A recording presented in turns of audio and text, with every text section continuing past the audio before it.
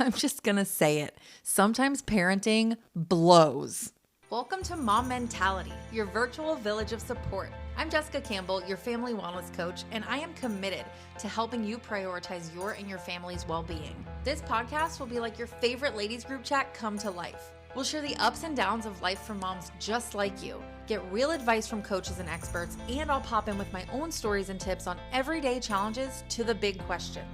Whether you're juggling work from home, balancing adult life with parenthood, tackling ADHD, yours or your kids, or just trying to catch a breath, Mom Mentality is your spot. Y'all, you cannot tell me that if it is a Wednesday night and you had a long day at work and you only got 4 hours of sleep the night before because the baby was up nursing the whole night and you just got your kids from practice and then your one kid is like, hey, guess what? There's a bake sale tomorrow. I have to have cookies. So you run into Walmart and then next thing you know, you've got a child having a meltdown in aisle 3 and the other one's like, mom, mom, mom, mom. And then that baby's asking a nurse yet again that you're not like, oh my fucking God, this is not what I thought parenting was gonna be. And it kind of blows. You cannot tell me you've not had that thought. And it's more than okay to admit that sometimes we have these thoughts. What's not realistic is the people out there that act like perfect parents and say that you are wrong for having natural human thoughts and responses to certain things going on in your life. It doesn't make you a bad parent because you're like, oh my God, get away from me right now. Sometimes we need that space. And it's okay. It doesn't mean you love your kids anymore or any less because of certain ways that you handle things. Even just saying that out loud, I feel the mom guilt in my chest by saying, oh my God, get away from me. And my kids aren't even around me. That's how deep that guilt goes. And it's so strong. But I want you to know that it's okay to feel that way. I didn't expect to even go off on that little tangent. But when I felt it, I was like, oh my goodness, this is what we're going through. We don't even want to say out loud how frustrated we are sometimes because we feel bad about it. It is okay to be frustrated and overwhelmed and burnt out. It's normal. And we all hit that at some point in our lives, in some area of our lives, whether it be parenting or work or whatever. It's a normal thing to go through at some point, and it's okay to admit that. So all this to be said, welcome back to another episode of Mom Mentality, you beautiful, beautiful souls out there. Obviously, today we are talking about parental overwhelm and how heavy that can be and also the bright side of it. So we all experience it at some point or another, the feeling of just being totally swamped, like you're just drowning in a sea of to-dos and responsibilities and demands of family life and everyone around you, whether it's work and family and all the things. We all get to that point where we feel like there's just so much. The dishes are piled high, the laundry's overflowing, the kids are fighting, and somewhere in the midst of all that chaos, you're supposed to be present and loving and make dinner and do all the things. And it is literally enough to make anybody go insane. There's a huge mental load as a mom and a parent, and that might look different from dads to moms, but there is still so many mental loads in various areas, and it can be a lot. It is a lot. But the thing is, that doesn't need to be our enemy. We don't need to build up resentment towards being overwhelmed or all the things on our plate because we get into this heightened emotional state. In fact, it can actually be a really good kind of gateway to a better connection with yourself and with your kids. If you kind of think of it as like this, I don't know, I want to say like the lighthouses, but you can kind of think of it as like that flashing light on like your dashboard, because that's, I think, a little bit more realistic of a idea. If you think about the lights on your dashboard of your car that like let you know when something is off or needs attention, maybe you're pushing yourself too hard. Maybe you're taking on too many things and saying yes too much. I've definitely been there. Maybe you've just forgotten to prioritize your own needs. We're going to talk about all of that and really look into how to turn that flashing red light into an opportunity for more growth, more connection, more self-compassion. And we're going to talk about practical strategies for managing that overwhelm and shifting your perspective and really finding moments of peace, even when things are completely bizarre and out of control. So one of the biggest culprits behind parental overwhelm is the idea that we need to do everything perfectly. And I know we've discussed this and we will continue to discuss this. This will never be a topic I don't discuss, the idea of perfection, because I think historically our society has done a disservice to moms and families and just body image and femininity and just all the things. They've put this idea out there that we need to strive for perfection. And maybe this just comes from the millennial in me. Like, I remember the ads of the girls that were super skinny in the low-rise jeans and they had belly button rings and waist chains and everyone wanted to be, what did they call it? Like, oh man, there was a term for it and now I can't think of it. But just that like super skinny, stick thin model type that was always being shown to us. My generation, I feel like, has had so much in the realm of like what is expected of our lives to look like and be like, and what we're expected to look like and be like. And then it rolls over into parenting. Who are you supposed to be as a parent? How are you supposed to show up? Are you doing it right? Are you doing it wrong? And there's so many demands to be perfect. We strive for spotless houses and gourmet organic meals that don't have any preservatives and this and that. And, you know, our kids are expected to be perfectly behaved because, you know, there's always the story of that person that's like, if that were my kid, this is how I would handle it. And it's just ridiculous. It's ridiculous. Let's be real, okay? Perfection is a freaking illusion and it's exhausting to chase. This is so much why I discuss B+ parenting and why that is like my new thing that I'm just going to run with, because I got that in my business coaching where she was like, do the B+ work. And I was like, this totally relates to parenting. Good enough is good enough, right? It is good enough to do a mediocre job. It is good enough. Give yourself the permission to let go of those impossible standards that you and society has set for you.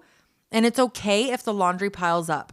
It's okay if dinner is simple or they have cereal. Like, God, I loved cereal as a kid for dinner. Like, I did not care. Sometimes I made pancakes for my kids because they love a good chocolate chip pancake and it was freaking easy. It's okay. Your kids are fed and you're doing the best you can. Obviously, you don't want to have like a tiny walkway through your house and everything is just like piled up with trash like the show Hoarders. But like, it's okay for it not to be perfect.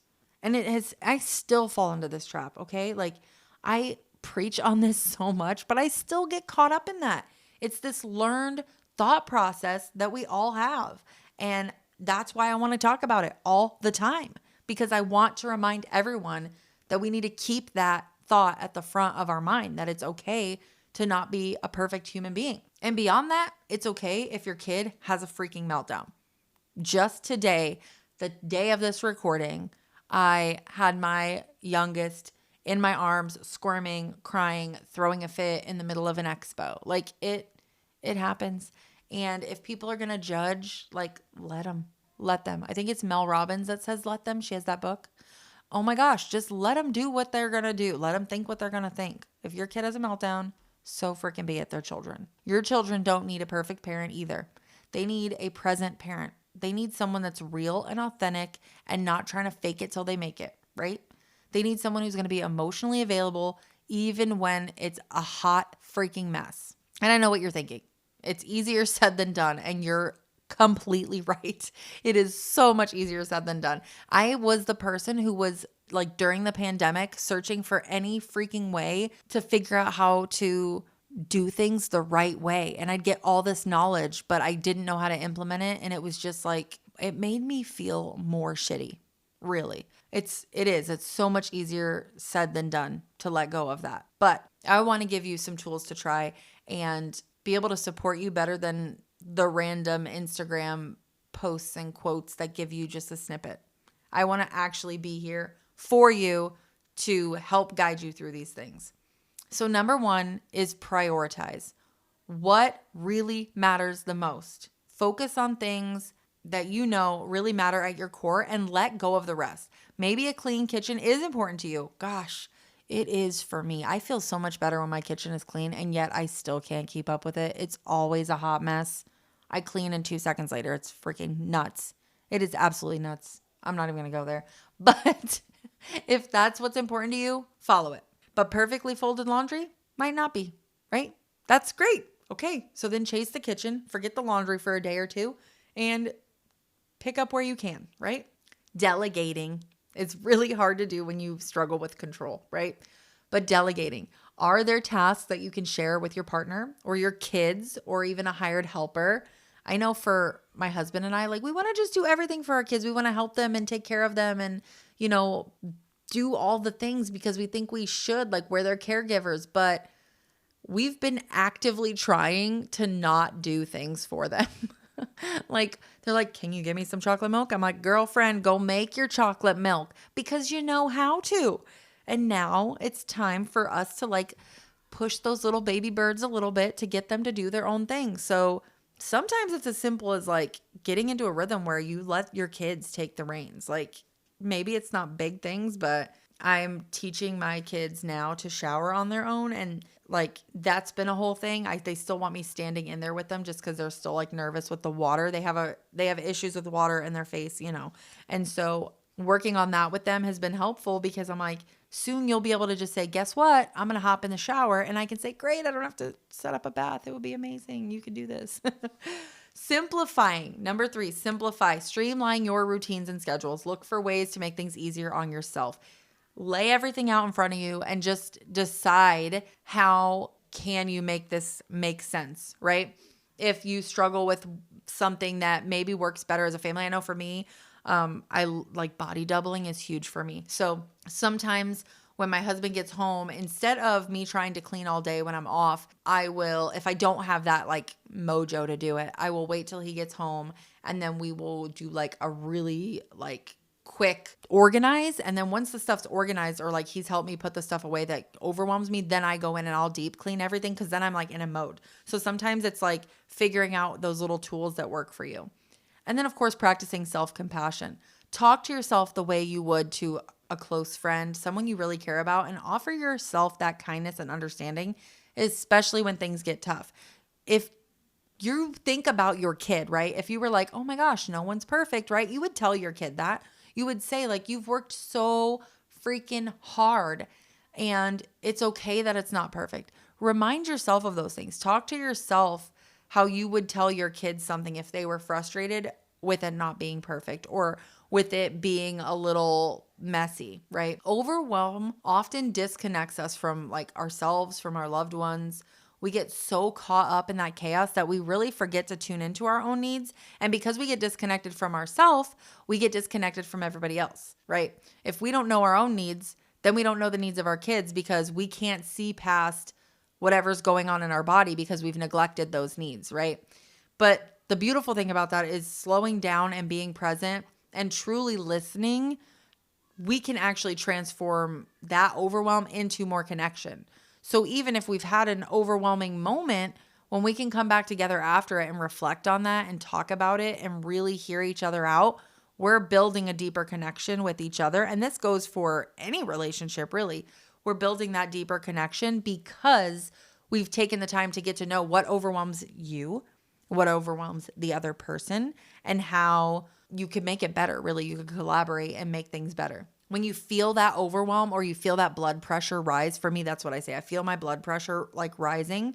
When you feel that kind of crash over you, take a big breath. For me, I used to hate being told to breathe because my mom used to use that in a very like manipulative way, like she would project her overwhelm onto me and then tell me to calm down when I just talk fast and I just get excited. But like I would be calm and then she'd be like, you need to take a breath, you need to breathe. And it would freaking piss me off to no end.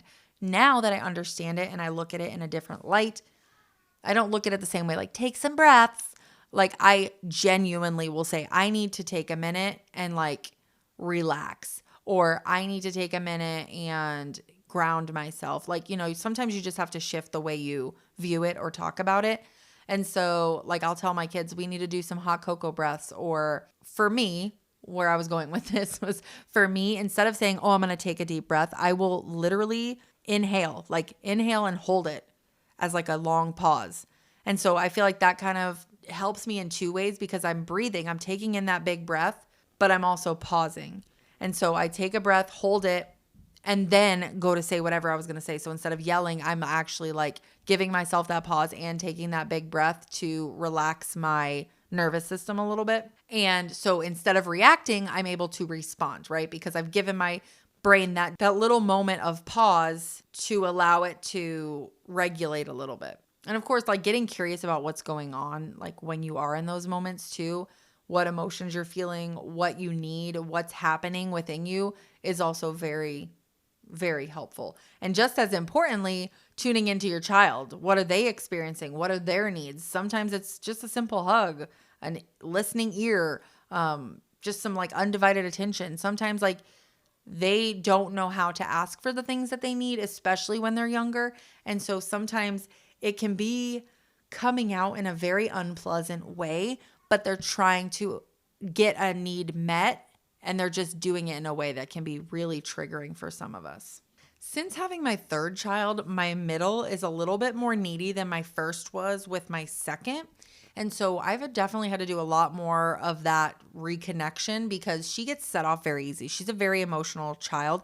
And my oldest is a deeply feeling child as well, but like it's so different in the way they ask for help. So my middle was very loud and she like let you know that she needed something and she still does. So since having this youngest baby, I've really had to pay attention to her needs and when she's getting very emotional or she's acting out in certain ways and understand that she's needing that connection and she needs more time with us or maybe wrestling time with her dad. So we've really had to start reflecting more on that as we navigate having 3 children. Turning that overwhelm into a connection though is such a journey. Like it is, they say all the time, it's a journey, not a destination. And it's very, very true. It takes practice and patience and a whole lot of self-compassion, but I promise you it is worth the effort. If we can show up for ourselves and our children with presence and love, even in the midst of chaos, then we're really able to like create that like magic, like we always want the fairy tale life. And like, I think the fairy tale life is really being able to build good relationships so that when your kids get older and they have their own kids, that they want to be around you. They want to have whole, healthy relationships and family dynamics also. And that's what we want for our kids. So I really think being able to be authentic and show up with compassion and use those hard moments as a way to learn about each other and get deeper on understanding other people and ourselves. I think that's where that fairy tale story comes into play because it will let the rest of your life play out in a way that is more whole and healthy and loving and just warm and fuzzy. I'm excited to say that to help you on this journey, I've actually created a simple cheat sheet called Quick Wins for Emotional Moments. And it includes simple steps and tools that you can use to ground yourself, regulate your emotions, and connect with your child. You can download it on my website. I'm going to put it in the show notes also, but it walks you through very simple, actionable things that you could be doing now and working on integrating into your toolbox now so that you can start somewhere. Because oftentimes we get all of this information and it gets to be like you get information overwhelm, right? And then it feels more defeating because it's not happening right away or it doesn't come as natural. And the thing is, I want to warn you, it's not going to come as natural. But with this cheat sheet, because it's laid out so simply, you can refer to it. It's not like a 500-page book. It's not, it's not this overly comprehensive thing where there's too much information. It's just very simply broke down so that you can refer to that every day if you need to get that refresher, keep it in the back of your mind, and then pull those tools out when you need them because they are simple and they are easier to remember and they are broken down in a very bite-sized, tangible way. For me, that is what I need. And I understand like my brain needs those things, a very simple step by step. And so this is what I have created for you. Again, that's on my website. It'll be in the show notes. I want to thank you for joining me today because I love doing this. Honestly, this has been so much fun. I love this podcast, but I love being able to help other people feel the strength in themselves and feel good about themselves, because I think I didn't for such a long time. And I just want other people to feel as good as I do now within myself and my purpose in life and how I show up in the world. And I want other people to feel that same goodness in their bodies. And so that's why I am here and why I love doing this podcast. And I love each and every one of my listeners, like on a human being level. I just want the best for other people. I want the best for everyone. So I'm not going to get too mushy. But I do want to remind you, we are all in this together. And I want to hold space for you. And I want you to know that if no one else has told you, I value you, I love you, you're doing exactly what you were meant to do in this world and the role you were meant to play in this world. And so that holds a ton, hear me, a ton of value. And so I want you to embrace that B+ parenting, because I want you to wake up and be like, man, motherhood never felt so good. Remember, you are powerful, you are worthy, you are valued, and you are loved. Keep pushing, keep loving, and most importantly, keep believing in your amazing ability to empower your legacy.